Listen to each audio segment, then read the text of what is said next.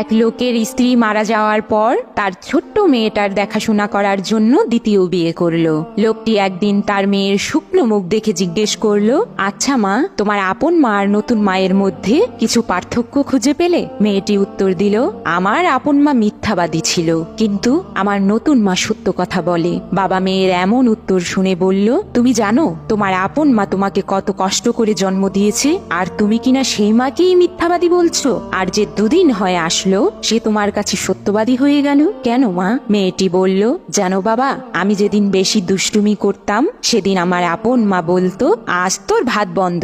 তারপর দুপুর গড়াতেই আমার মা আমাকে সারা গ্রাম খুঁজে এনে গোসল করিয়ে নিজ হাতে খাইয়ে দিত। কত না আদর করতো। কিন্তু আমার নতুন মা, সেও বলে আমি বেশি দুষ্টুমি করলে আমার ভাত বন্ধ, কিন্তু সে যা বলে তাই করে। আজ দুদিন হলো আমি কিচ্ছু খাইনি, আমার খুব খিদে পেয়েছে বাবা।